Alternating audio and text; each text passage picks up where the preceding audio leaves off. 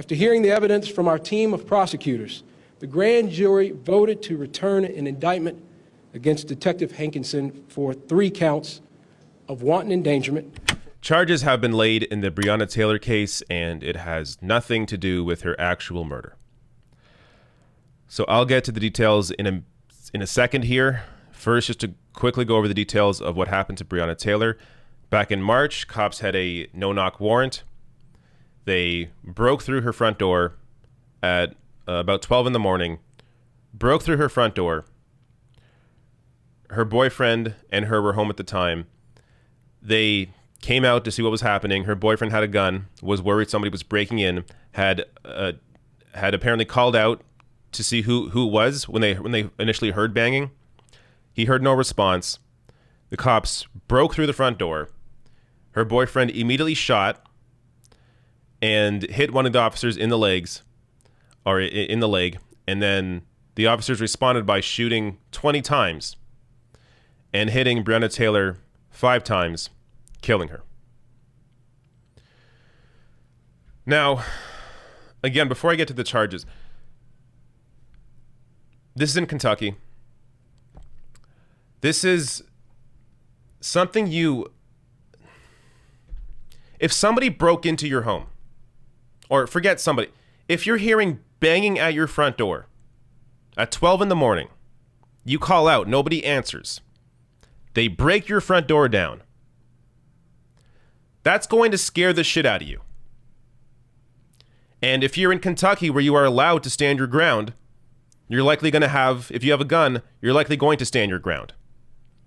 So, what kind of reaction do they expect when they break into somebody's home? And by the way, the cops knew beforehand that Breonna Taylor was not violent. They did not expect her to be violent. Yet still, they go in, break her door down at 12 in the morning. Wouldn't it have made a lot more sense to knock on the door at 3 in the afternoon and do it then? But no, break the door down, cause a major scene, freak the people out that are in the apartment, and then after they freak out and shoot, you shoot 20 times back and kill Breonna Taylor, shooting her 5 times. So what's the result of this? One officer has been charged with 3 counts of wanton endangerment. I'll get to what that is in a second. The charges are for shooting into other apartments and not directly related to Breonna Taylor's death. 2 other officers will not be charged. So, the charges laid here don't even have anything to do with Breonna Taylor's death. They have to do with her neighbor's apartment walls. So, as somebody pointed out on Twitter, her neighbor's walls got more justice than she did. The officer that's been charged is Brett Hankinson, charged with 3 counts of wanton endangerment, which means an extreme indifference to human life. It carries with it a max of 5 years in prison for each count. I want to show you here, this is a Class D felony. I'm going to show you what other Class D felonies are. Burglary of a commercial property, theft of a vehicle, shoplifting, felony drunk driving, reckless burning of brush or trash, arson, fraud, stalking, forgery. These are other Class D felonies.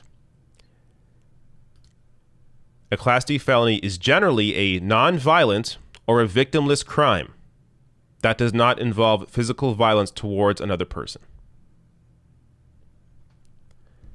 The only way they got away with that is by completely ignoring what happened to Breonna Taylor and just laying the charges because of the other apartments that were hit with bullets from the cops. Unbelievable. Let me show you here a Kentucky AG explaining the charges against Brett Hankinson. And just to name them, the other 2 officers are Jonathan Mattingly and Miles Cosgrove. According to their investigation, they believe Miles Cosgrove, that officer, his bullet was the one that was the fatal shot into Breonna Taylor. And the other 4 shots were non-fatal. But let me show you here the Kentucky AG explaining this charge. After hearing the evidence from our team of prosecutors, the grand jury voted to return an indictment against Detective Hankinson for 3 counts of wanton endangerment, for wantonly placing the three individuals in apartment 3 in danger of serious physical injury or death.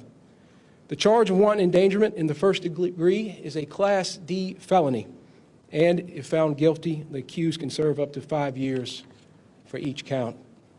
Kentucky law states that a person is guilty of wanton endangerment in the first degree when, under circumstances manifesting extreme indifference to the value of human life, he wantonly engages in conduct which creates a substantial danger of death or serious physical injury to another person. My office is prepared to prove these charges at trial. All right.